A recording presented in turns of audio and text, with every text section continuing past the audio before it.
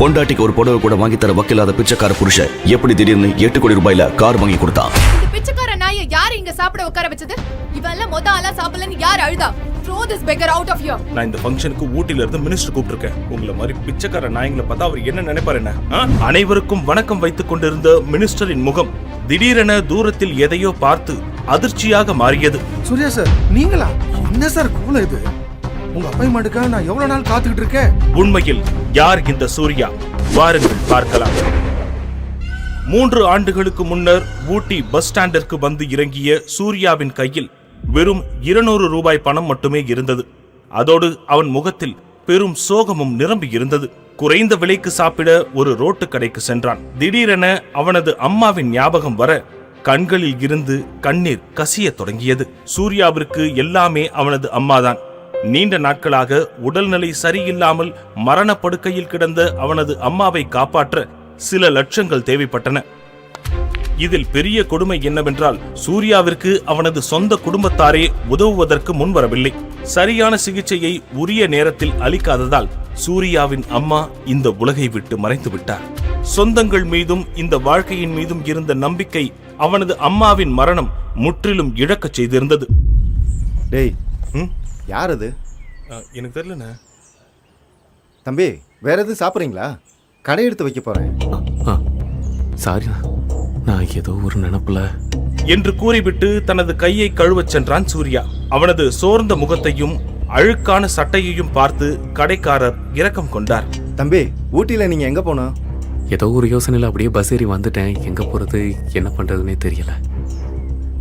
எனக்குன்னு இருந்த ஒரே ஒரு சொந்தம் என் அம்மா மட்டும்தான். அவங்களும் கொஞ்ச நாள் முன்னாடி இறந்து போயிட்டாங்க. என்னப்பா சொல்ற? யாரும் இல்லைங்கிற? உன்னை பார்த்தாலே ரொம்ப கஷ்டமாலப்பா இருக்கு. நீ இங்கே இரு, அண்ணன் மதியம் சாப்பாடு ரெடி பண்றேன், இருந்து சாப்பிட்டு போ. உங்களுக்கு எதுக்கு தேவையில்லாம? தம்பி, சாப்பிட்டு தான் போறேன். அதுக்குள்ள ஏதாவது யோசனை வந்தா சொல்றேன். அண்ணா, என்னால முடிஞ்ச உதவி நான் ஏதாவது பண்றேனா? சொன்னா கேட்க மாட்டேன். சரி வா. சூர்யா எதிர்பாராமல் ரோட்டை கவனிக்கிறான். எதிரே ஒரு BMW கார் பிரேக் டவுன் ஆகி நிற்க, இன்னும் எவ்வளவு நேரம் ஆகும் சார்? ஒரு 10 நிமிஷம் சார். மை ஃபுட் இடியட்ஸ், சீக்கிரமா வேற காரை வர சொல்லுமே.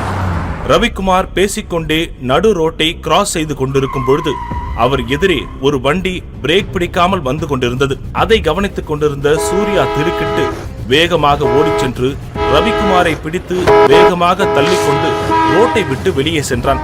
நூல் இழையில் ரவிக்குமார் உயிர் தப்பினார். என் உயிரை காப்பாத்துனதுக்கு ரொம்ப நன்றி சார். பரவாயில்ல சார், நன்றிலாம் வேணாம் சார். நீங்க யாரு? இங்க ஊட்டியில தான் இருக்கீங்களா? நான் வந்து ஐயா, பையன் வெளியூர்னு சொன்னா காலையில இருந்து நம்ம கடையில தான் உட்காந்துருக்கான். பார்க்கவே பாவமா இருந்துச்சு. நீங்க பேசாம ஏன் கூடயே வந்துருங்களேன். உங்களுக்கு ஒரு நல்ல வேலையை நான் ஏற்பாடு பண்ணி தரேன். இல்ல சார், பரவாயில்ல. இன்னைக்குதான் உங்களை முதல் தடவையா பாக்குறேன். ஆனாலும் என்னமோ தெரியல, மனசுக்குள்ள ஏதோ ரொம்ப தெரிஞ்ச உறவு மாதிரி ஒரு உணர்வு. சார், நான் யாருன்னு உங்களுக்கு தெரியாது, நீங்க யாருன்னு எனக்கு தெரியாது சார். ஏற்கனவே பல பிரச்சனைகள் இருக்கேன் சார். என்னை விட்டுருங்க சார், நான் கிளம்புறேன். தம்பி, ஐயா இந்த ஊர்லயே ரொம்ப பெரிய மனுஷன் தம்பி. கொடுத்த வாக்க மீறவே மாட்டாரு. இன்னைக்கு என்னெல்லாம் நடந்திருக்குன்னு யோசிச்சு பாரு. எல்லாமே ஒரு காரணமா தான் நடந்துட்டு இருக்கு தம்பி. எதை பத்தி யோசிக்காம ஐயாவோட கிளம்பி போங்க. சூர்யாவின் உள்ளுணர்வும் ரவிக்குமாருடன் தான் செல்வது சரியாக இருக்கும் என கூறியது. வரும் வழியில் சூர்யாவிடம் பேச்சு கொடுத்து கொண்டே வந்த ரவிக்குமார் அவன் ஒரு MBA கிராஜுவேட் என்பதை தெரிந்து கொண்டார்.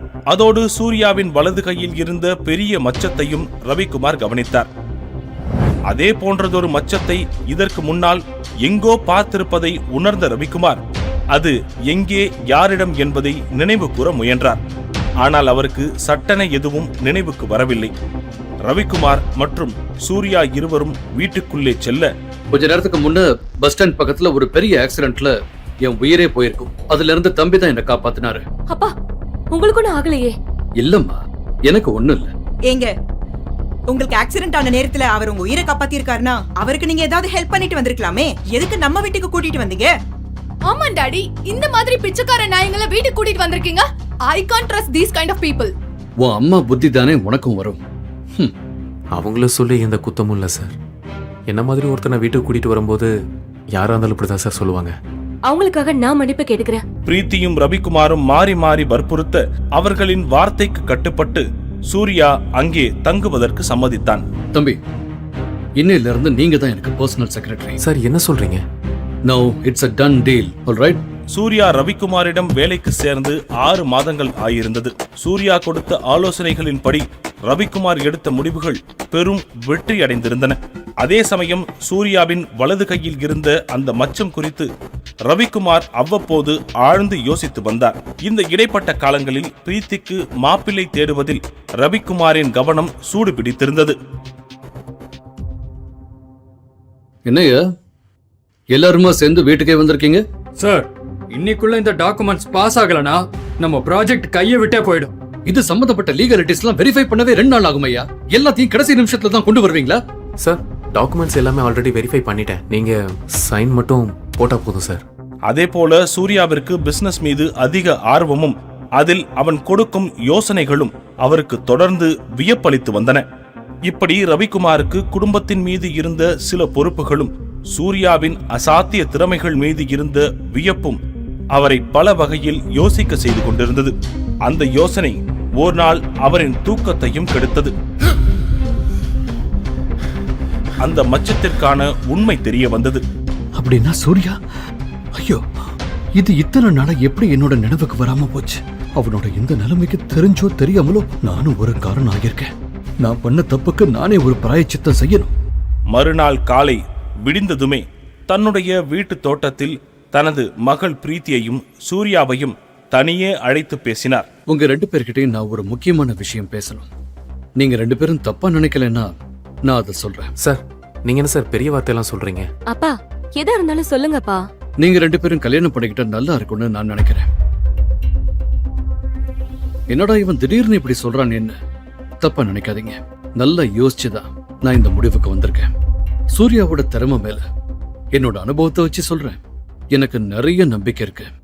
கண்டிப்பா உங்க பேச்ச மீறி நான் எதுவுமே பண்ண மாட்டேன். சார், உங்க பொண்ணு பிரீத்திய இது வரைக்கும் அந்த கண்ணோட்டத்துல பார்த்தது இல்ல சார். ஆனா நீங்க அமைச்சு கொடுக்குற இந்த வாழ்க்கை நல்லபடியா அமையும்னு நான் நம்புறேன். அதனால எனக்கு இந்த கல்யாணத்துல சம்மதம் சார்.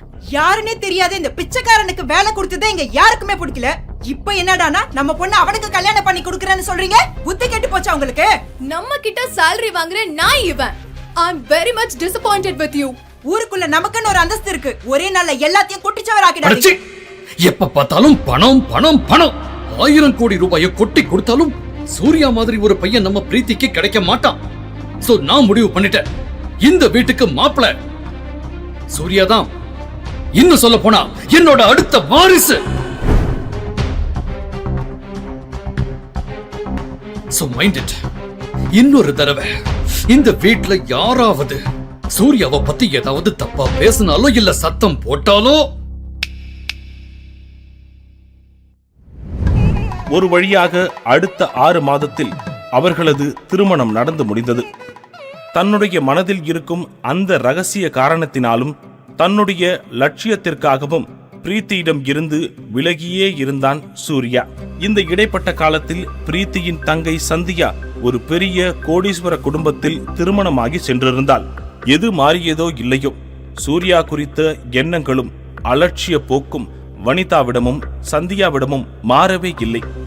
பல அவமானங்களை சூர்யா சந்தித்திருந்தாலும் பிரீத்திக்காகவும் ரவிக்குமாருக்காகவும் அதனை பொறுத்து கொண்டான். அதன் காரணமாகவே இன்று சந்தியாவின் வீட்டு விசேஷத்திலும் சூர்யா கலந்து கொண்டான்.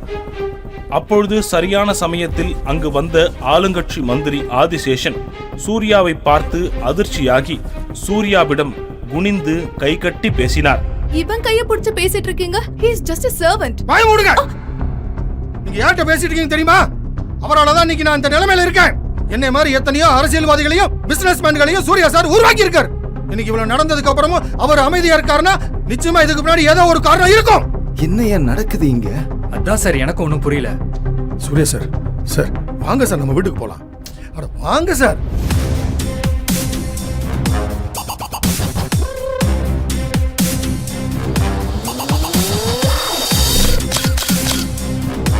தன்னுடைய அம்மாவின் மருத்துவ செலவிற்கு பணம் புரட்ட முடியாதவனின் முன்னால் ஆளுங்கட்சியின் மந்திரி ஏன் தலை குனிந்து கை கட்டி நின்றார்? சூர்யாவின் வலது கையில் அந்த மச்சத்தின் பின்னால் உள்ள ரகசியம் என்ன? இத்தனை அவமானங்கள் பட்டிருந்தாலும் இது நாள் வரைக்கும் சூர்யா தன்னுடைய உண்மை முகத்தை வெளிப்படுத்தாதது ஏன்? இந்த கேள்விகளுக்கெல்லாம் விடை தெரியணுமா? நீங்க சிம்பிளான ஒரு வேலையை செய்யுங்க. உங்க ஸ்கிரீன்ல தெரியுற இந்த ப்ளூ கலர் இன்ஸ்டால் பட்டன் மேல கிளிக் பண்ணுங்க. அங்க கிளிக் பண்ண உடனே உங்க மொபைல் போன்ல பிளே ஸ்டோர் பேஜ் உங்களுக்கு தெரியும். இப்போ பாக்கெட் எஃப்எம் கீழே இருக்கிற இன்ஸ்டால் பட்டனை கிளிக் பண்ணுங்க. அப்புறம் ஓபன் பட்டனை கிளிக் பண்ணி உங்க மொபைல் நம்பரோட பாக்கெட் எஃப்எம் ஆப்பை ரிஜிஸ்டர் பண்ணுங்க. இப்போ உங்களால பாக்கெட் எஃப்எம் ஆப்ல இருக்கிற அற்புதமான அத்தனை பிளாக் பஸ்டர் கதைகளையும் கேட்க முடியும். தாமதிக்காம உடனே டவுன்லோட் பண்ணுங்க.